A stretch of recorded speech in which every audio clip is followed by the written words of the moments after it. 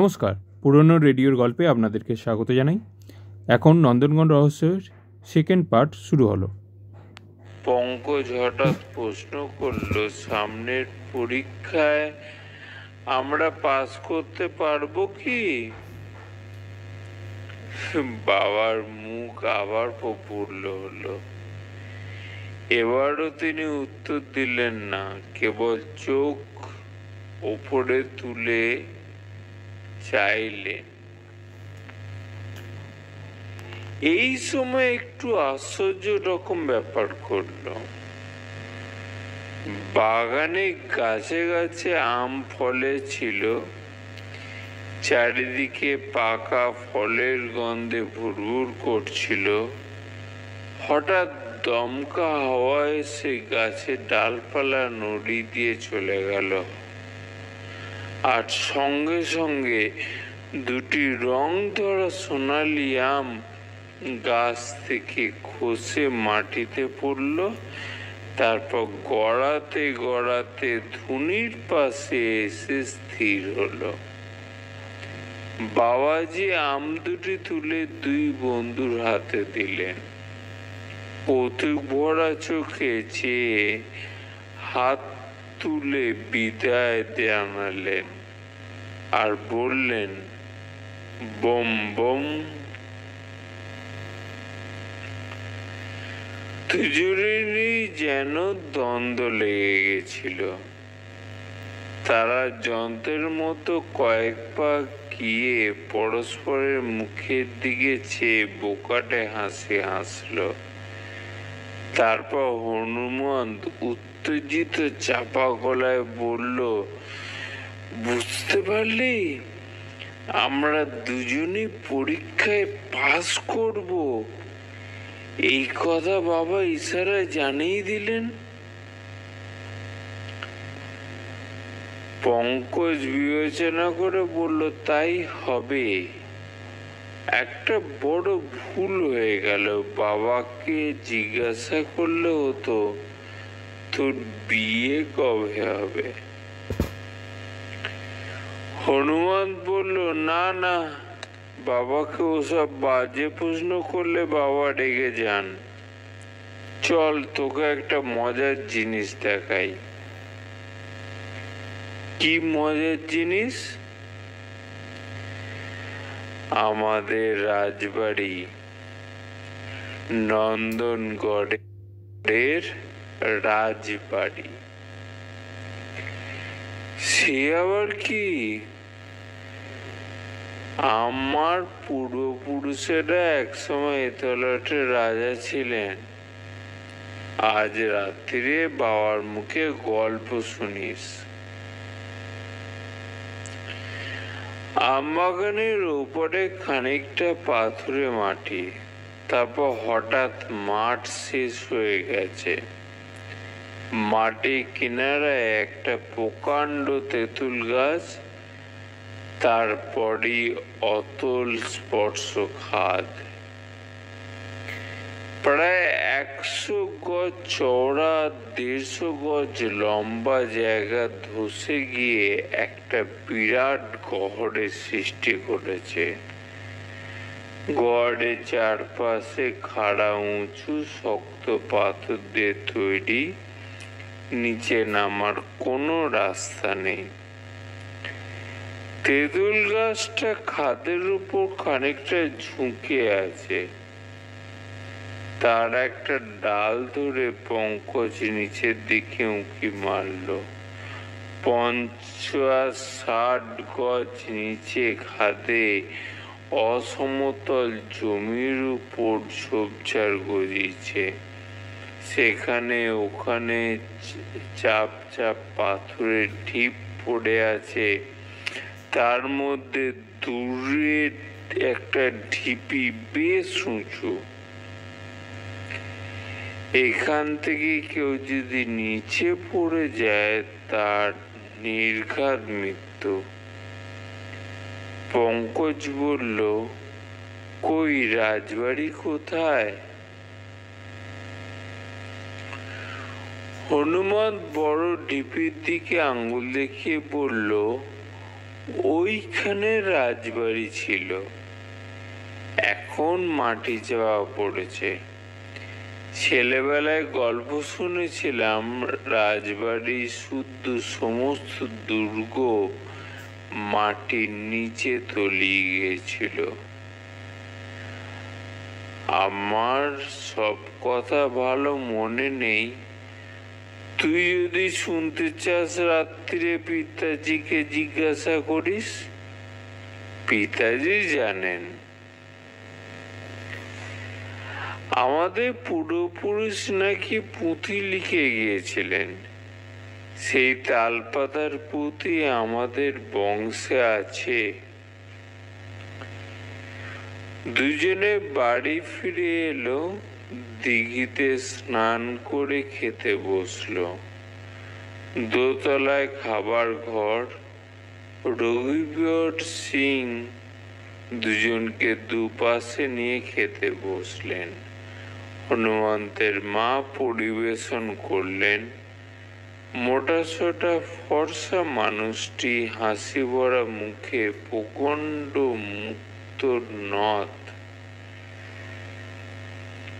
খেতে খেতে হনুমন্ত জিজ্ঞাসা করল, বাবুজি, ফেকুরাম নাপিত কি সত্যি মরে গেছে? রঘুবীর বললেন, কিছু বোঝা যাচ্ছে না, কিছুদিন ধরে ফেকুরামে চালচলন বদলে গিয়েছিল। আগে ফেকু গায়ের লোকে চুল ছেটে দাড়ি কামিয়ে যা 2-4 পয়সা পেত তাতে কষ্টে সৃষ্টে পেট চালাতো। তারপর হঠাৎ সে পাটনায় যেতে আরম্ভ করলো। যেদিন যায় তার 2-3 দিন পরে ফিরে আসে। দেখতে দেখতে তার অবস্থা ফিরে গেল। গা শুদ্ধ লোকে চোখ টাটালো, কিন্তু কেউ বুঝতে পারল না ফেকু কোথা থেকে টাকা নিয়ে আসে। আমার বিশ্বাস ফেকু পাটনায় কোনো চোর ডাকাতের দলে মিশেছিল। শেষ পর্যন্ত অধর্মের ফল পড়ল। ফেকু হয়তো পুলিশের হাতে ধরা পড়েছে, কিংবা ডাকাতের দল তাকে খুন করেছে, কিছুই বলা যায় না। তবে মৌনি বাবাজি নাকি জানিয়েছেন ফেকু বেঁচে নেই। তাই হবে, বাবার কথা কখনো মিথ্যা হয় না। 2-4 দিনে পাকাপাকি জানা যাবে। আর কোনো কথা হলো না এ বিষয়ে। পঙ্কজ বলল, রাজবাড়ি ঘর দেখে এসেছি, রাত্রিরে আপনার কাছে গল্প শুনব। রঘুবীর খুশি হয়ে বললেন, বেশ বেশ, সন্ধ্যের পর চবুতরায় বসা যাবে। দুপুর বেলাটা দুই বন্ধু নিজের নিজের খাটে শুয়ে কাটালো। তারপর উঠে খানিকক্ষণ দাবা খেলল। সূর্যাস্ত হতে বেশি দেরি নেই দেখে পঙ্কজ বলল, চল হনু, বেরিয়ে আসি, দুপুরে খাওয়া এখনো হজম হয়নি। হনুমন্ত বলল, তা চল। কোন দিকে যাবি? রাজবাড়ির দিকে। রাজবাড়ির গর্ত তো দেখলি, আর কি দেখবি? আবার দেখব, জায়গাটা বড় ভালো লেগেছে। দুজনে বেরোলো। রাজবাড়ি খাদের কাছে গিয়ে তেঁতুল তলায় বসলো। সূর্য তখনও অস্ত যায়নি, কিন্তু ঝাঁকড়া তেঁতুল গাছের তলায় অন্ধকার। নিচে গড়ের তল পর্যন্ত দেখা যায় না। কালো জলের মতন অন্ধকার ভরে ভরে উঠেছে। মনে হয় সূর্যাস্ত হলে গহর কানায় কানায় কালো জলে ভরে উঠবে। পঙ্কজ সেই দিকে তাকিয়ে তাকিয়ে কেমন যেন আচ্ছন্ন হয়ে পড়ল। কি ভাবছিস? ভাবছি কতকাল আগে এখানে একদল মানুষ বাস করত। সন্ধে হলে চারদিকে আলো জ্বলে উঠত। রাজবাড়ির মেয়ে পুরুষ নানা কাজে ঘুরে বেড়াতো। কেমন ছিল তাদের জীবন? তারা কি ভাবতো, কি কাজ করত? যেদিন ভূমিকম্প হয় সেদিন তারা কি কি করছিল? পঙ্কজ আপন মনে বলে চলল। এলোমেলো কল্পনার খেলা। সে ইতিহাসের ছাত্র, অতীতের কথা ভাবতে তার ভালো লাগে। আহা, মুখ অতীত যদি কথা কইতে পারত। কথা কও, কথা কও অনাদি অতীত। কিছুক্ষণ তার কল্পকথা শুনবার পর হনুমান হাসতে হাসতে উঠে দাঁড়ালো। তার হাত ধরে টেনে বলল, নে ওঠ, এবার বাড়ি যাই। 500 বছর আগে যারা মরে গেছে তাদের কথা ভেবে কি হবে? পঙ্কজ বলল, তুই একটা আস্ত হনু। বাড়ি ফিরে গিয়ে তারা খেলো ভাঙের শরবত। তৈরি হয়েছে দই মিছরি, গোলমরিচ, শশার বিচি দিয়ে অপূর্ব ঠান্ডাই শরবত। গ্রীষ্মকালে এতে শরীর ঠান্ডা থাকে, রাত্রিরে ভালো ঘুম হয়। হনুমান বড় একঘটি ঠান্ডাই নিজেদের ঘরে নিয়ে এসে বলল, আয়। দুজনে বসে বসে ঘটি শেষ করলো। চাকরেরা ঘরে ঘরে কেরোসিনের লণ্ঠন রেখে গেছে, ধূপধুনো দিচ্ছে। দোতলার ঠাকুর ঘরে ঘরে শীতল ভোগ হচ্ছে। শাঁখ, ঘড়ি, ঘন্টার আওয়াজ শোনা যাচ্ছে। পঙ্কজের মনে হলো সে কতকাল আগেকার ভারতবর্ষে ফিরে গিয়েছে। চাকর এসে জানালো, মালিক চবুতরায় তলব করেছেন। দুজনে উঠে বাইরে গেল। বাড়ির সামনে সান বাঁধানো গোল চত্বর, তার উপরে জাজিম পাতা রয়েছে। দুটি মোটা তাকিয়ার মাঝখানে রঘুবর সিং বসে আছেন।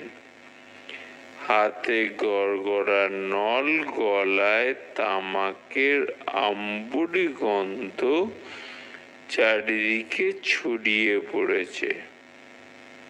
রঘুবর সিং এবার গায়েতে মিহি মখমলের আংক রাখা, কানে কুণ্ডল, গলায় হার। তাকে সেকালে রাজার মতো দেখাচ্ছে। আকাশে চাঁদ আছে, বেশ গোল চাঁদ। তারই আলোয় পঙ্কজ আর হনুমন্ত রঘুবর সিংকে সামনে গিয়ে বসল। রঘুবীরও ঠান্ডা খেয়েছিলেন, তার মন প্রফুল্ল, মুখে প্রসন্ন হাসি। তিনি বললেন, আমি হনুমন্তের বিয়ে ঠিক করেছি। পাশের গায়ে শ্যামনন্দন ভারী গৃহস্থ, তারই মেয়ে, শ্রাবণ মাসে গিয়ে দেখব। পঙ্কজ, তোমাকে কিছু কিন্তু আসতেই হবে। পঙ্কজ চকিতে হনুমন্তের দিকে চেয়ে দেখল, সে ঘাড় হেঁট করে আছে। পঙ্কজও ঘাড় হেঁট করে দ্বিধাভরে জানালো, আজ্ঞে। রঘুবীর তার দ্বিধা লক্ষ্য করলেন না, বললেন, তুমি নন্দনগড়ের গল্প শুনতে চাইছিলে, তাহলে বলি শোনো। কয়েকবার গড়গড়ার নলেতে টান নিয়ে তিনি বলতে আরম্ভ করলেন, আজ থেকে আন্দাজ 500 বছর আগে এখানে একটা নন্দনগড় নামে রাজ্য ছিল। ছোট রাজ্য, আজকাল একটা জেলার আয়তন যতখানি, ততখানি জায়গা নিয়ে রাজ্য। আশেপাশে এমনি ছোট ছোট রাজ্য আরো আছে। তখন মোগলেরা ভারতবর্ষে ঢুকেছে। মোগল পাঠানে মারামারি কাটাকাটি আরম্ভ হয়ে গেছে। চারিদিকে বিশৃঙ্খলা, তার মধ্যে ছোট ছোট হিন্দু রাজ্যগুলি ঠিক মতে টিকে আছে। যারা নন্দনগণ রাজ্য স্থাপন করেছিলেন তারা ছিলেন রাজপুত, ক্ষত্রিয়। কোন শরণার্থী যুগে রাজস্থান থেকে বেরিয়ে পূর্ব দিকে এসে এই পার্বত্য এলাকায় রাজ্য স্থাপন করেছিলেন। রাজ্যের মাঝখানে পাথর দিয়ে দুর্গ রচনা করেছিলেন। এই দুর্গই ছিল একধারে তাদের রাজপুরী ও রাজধানী। রাজস্থান ছেড়ে আসার পরও রাজপুতেরা নিজেদের সাবেক রীতিনীতি, আচার ব্যবহার ছাড়েননি। শরৎকালে হরিণ, বরহার মারবার জন্যে শিকারে বেরোতেন। 12 মাসে 13 পার্বণ লেগে থাকতো। মাঝে মাঝে পড়শি রাজার সঙ্গে যুদ্ধ বেঁধে যেত। ছেলে মেয়ের বিয়ে হতো জাতের মধ্যে। এক রাজার ছেলের সঙ্গে অন্য রাজার মেয়ের, এমনি ভাবে কত শতাব্দী কেটে গেল তার ঠিক নেই। তারপরে হঠাৎ একটা দিন এলো, যে দিনটা নন্দগড় রাজ্যের শেষ দিন। হঠাৎ ভাগ্য বিপর্যয় হলো, এক মুহূর্তে সব শেষ হয়ে গেল। সেই সময় যিনি নন্দনগড়ের রাজা ছিলেন তার নাম ছিল বলবন্ত সিং। আমার পূর্বপুরুষ যশবন্ত সিং ছিলেন তার সেই রাজার ছোট ভাই। রাজ পরিবার 80 জন স্ত্রী পুরুষ একসঙ্গে দুর্গে বাস করতেন। রাজা বলবন্ত সিং এর বড় ছেলে যুবরাজ কুমার সিং এর বিয়ে ঠিক হয়েছে পাশের একটি রাজ্যের রাজকন্যার সঙ্গে। 1 মাস ধরে রাজ্যে হই হই আমোদ আহ্লাদ উৎসব চলল। তারপর যুবরাজ লোক লস্কর নিয়ে ঘোড়ায় চড়ে বিয়ে করতে গেলেন। 7 দিন পরে যুবরাজ বিয়ে করে ফিরলেন, সঙ্গে চতুর্দোলায় বউ, অপরূপ সুন্দরী বউ, যেন লক্ষ্মী প্রতিমা। আবার রাজ্যে উৎসব শুরু হলো। 2 সপ্তাহ ধরে হই হই চলবার পর উৎসব যখন ঝিমিয়ে এসেছে, দূরের জ্ঞাতি গোষ্ঠীরা একে একে বিদায় নিচ্ছে, সেই সময় আমার পূর্বপুরুষ যশবন্ত সিং এর খেয়াল হলো তিনি শিকারে যাবেন। 2 মাস ধরে ভোজ চলছে, ছাগল ভেড়া সব শেষ হয়ে গেছে। জঙ্গল থেকে হরিণ মেরে আনতে হবে। 20 জন সঙ্গী নিয়ে যশবন্ত সিং বেরোলেন, হাতে বল্লম, কাঁধে ধনু। পূব দিকের পাহাড়ের পার হলেই প্রকাণ্ড জঙ্গল, সেখানে হরিণ তো আছেই, বাঘ ভাল্লুকও মাঝে মধ্যে দেখা যায়।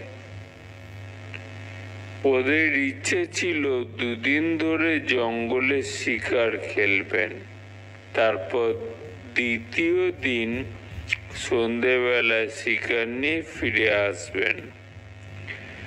তখন হেমন্তকাল, গাছে সবুজ পাতা, মাটিতে সবুজ ঘাস। প্রথম দিন তারা খুব শিকার খেললেন, কয়েকটা হরিণ ও ময়ূর মারলেন।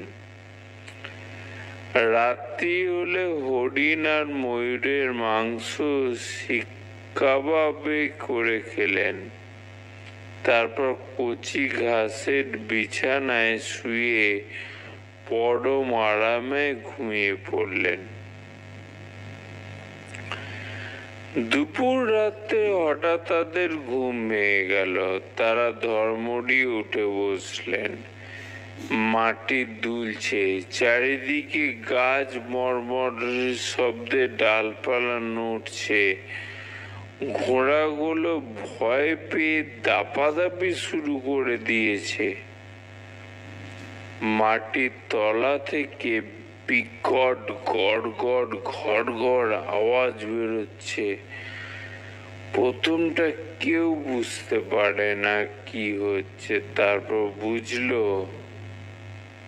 ভূমিকম্প। সে কি ভূমিকম্প! সারা পৃথিবী যেন তোলপাড় হচ্ছে।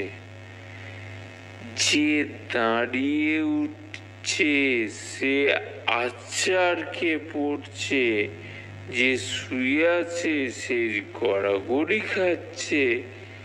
এমন ভয়ঙ্কর ভূমিকম্প এ তল্লাটে কখনো হয়নি। অনেকক্ষণ এইভাবে চলবার পর আস্তে আস্তে ভূমিকম্পের বেগ কমে এলো। তারপর মাটি স্থির হলো। যশবন্ত সিং তাঁর সঙ্গীদের নিয়ে বসে আছেন। চারিদিকে সূচিভেদ্য অন্ধকার। রাত্রি কত তাও জানবার উপায় নেই। বনের মধ্যে প্রহরের ঘন্টা বাজে না। সকলের মন বাড়ি ফেরার জন্য অধীর হয়েছে। না জানি সেখানে কি হয়েছে। সকলেরই স্ত্রী পুত্র পরিবার আছে, কিন্তু এই অন্ধকারে পথ চিনে ফিরে যাওয়া অসম্ভব। অবশেষে রাত কাটল। পূর্বের আকাশে দিনের আলো ফোটার সঙ্গে সঙ্গে যশবন্ত সিং তার সঙ্গীদের নিয়ে ঘোড়া ছোটালো। জঙ্গল থেকে নন্দনগড়ের দূরত্ব যদিও 5-6 ক্রোশের বেশি নয়, তবু মাঝখানে পাহাড় সংকীর্ণ হয়ে ঘুরে ফিরে সাবধানে ঘোড়া চালাতে হয়। তারা যখন পৌঁছালেন তখন বেলা দুপুর। নানা রকম আশঙ্কা নিয়ে তারা ফিরছেন, কিন্তু ফিরে এসে যা দেখলেন তাতে তাদের বুকের স্পন্দন প্রায় থেমে গেল। নন্দনগড় দুর্গ আর নেই, তার জায়গায় বিরাট এক হ্রদ তার খোলা জল নিয়ে টলমল করছে। ভূমিকম্পের ফলে দুর্গ অতলে তলিয়ে গিয়েছে, আর মাটির তলা থেকে অন্তঃসলিল উঠে এসে গহ্বরটাকে কান্নায় কানায় ভরে দিয়েছে। দুর্গ এবং দুর্গের আশেপাশে যারা ছিল তার একজনও বেঁচে নেই। যারা চাপা পড়েনি তারা ডুবে মরেছে। সপুরি এক গড়।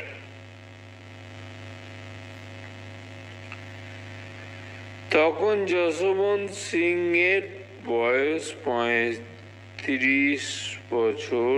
তার স্ত্রী ছেলে মেয়ে রাজবাড়িতে ছিল। সবাই মরেছে। যশবন্তের সঙ্গীদের অবস্থাও তাই। সবাই সর্বস্ব হারিয়েছেন। সঙ্গে যে অস্ত্রগুলো ছিল তাছাড়া দুনিয়ার আর কিচ্ছু নেই। কিন্তু তারা রাজপুত। এই দরুন অবস্থা তো ভেঙে পড়লেন না। প্রথমে শোকের ধাক্কা সামলে নিয়ে আবার গড়তে শুরু করলেন। এই যে বাড়িটা দেখছো, এটাও তখনকার সময়ের বাড়ি। দুর্গ থেকে বেশ খানিকটা দূরে, তাই বেঁচে গিয়েছিল। বাড়িটা তখন নিম্ন শ্রেণী, অতিথিদের জন্য ব্যবহৃত হতো। নাচিয়ে গাইয়েরা আসতো, দূরের বণিকেরা সওনা নিতে আসতো এখানে। মাঝে মধ্যে নাচ গান মুজরোর মহফিল বসতো। ভূমিকম্পে বাড়িটা বিলক্ষণ জখম হয়েছিল, কিন্তু একেবারে ভেঙে পড়েনি। যশবন্ত সিং এই বাড়ি মেরামত করিয়ে বাস করতে লাগলেন। দূর দূর থেকে লোক এনে গ্রামে বসালেন। নতুন লোকেরা মাটি কেটে নিজেদের ঘর বাড়ি তৈরি করলো। ঘর বাড়ির সঙ্গে পুকুরও হলো। গ্রামের নাম হলো নন্দনপুর। এই সেই নন্দনপুর গ্রাম। যশবন্ত সিং আর তার সঙ্গীরা আবার বিয়ে করলেন। নতুন করে সংসার পাতলেন। ধীরে ধীরে তাদের বংশধরের সংখ্যা বাড়তে লাগলো। যথাক্রমে যশবন্ত সিং স্বর্গে গেলেন। তারপর 500 বছর কেটে গেছে।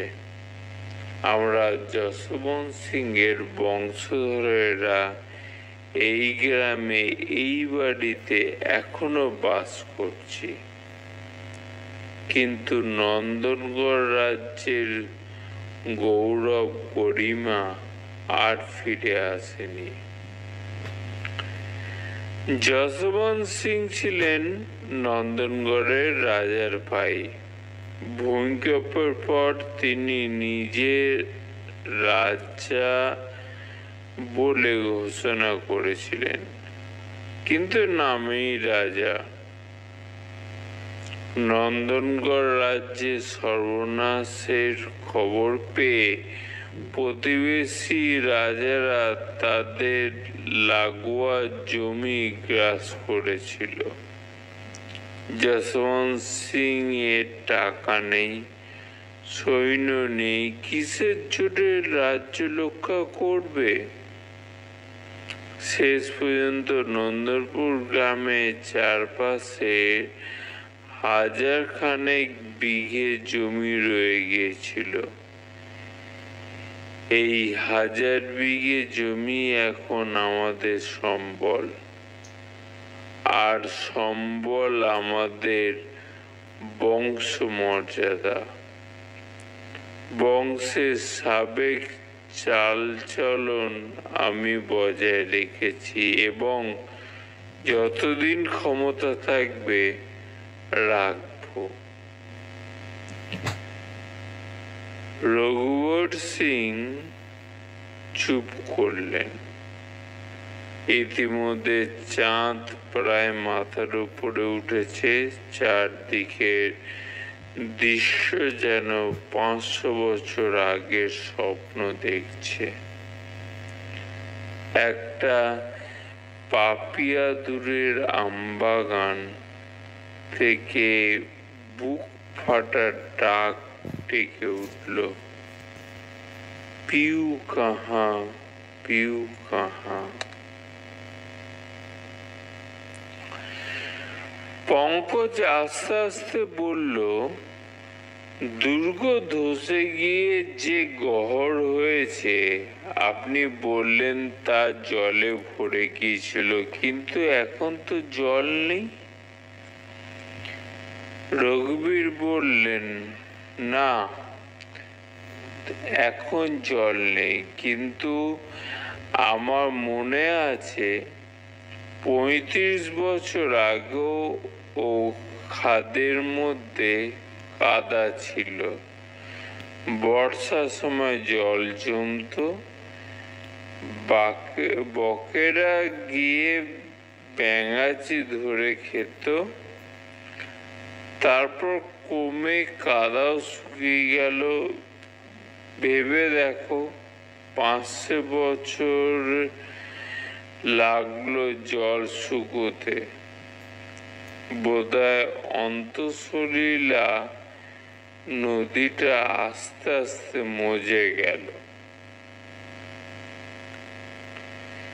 পঙ্কজ বলল, তাই হবে।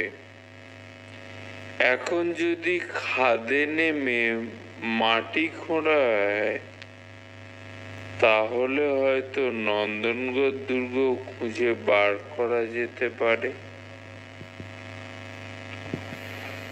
রঘুবীর বললেন, তা হয়তো যায়, কিন্তু ওই অতল স্পর্শ গর্তে নামবে কে? কারো সাহস নেই। তাছাড়া দুর্গ খুঁড়ে বার করা তো 2-4 জন লোকের কাজ নয়। দুর্গের মধ্যে অনেক সোনা দানা হিরে জহরত ছাওয়া পড়ে আছে, কিন্তু তা বার করতে হলে 500 জন লোক দরকার। অত লোক পাবো কোথায়? তাদের মজুরির টাকাই বা আসবে কোত্থেকে? কিছুক্ষণ চুপ করে থেকে তিনি একটা দীর্ঘ নিঃশ্বাস ফেললেন। আমার আমল হলো না শুনেছি সরকারি প্রত্নতত্ত্ব বিভাগ আছে, তারা হয়তো কোনোদিন। পরদিন ভোরবেলা হনুমান ঘুম ভেঙে দেখলো পাশের খাটে পঙ্কজ নেই। গল্পের শেষ অংশ ৩য় নম্বর সংখ্যায় শোনা যাবে। গল্পটি শোনার জন্য অনেক ধন্যবাদ। গল্পটি ভালো লেগে থাকলে অবশ্যই সাবস্ক্রাইব করবেন।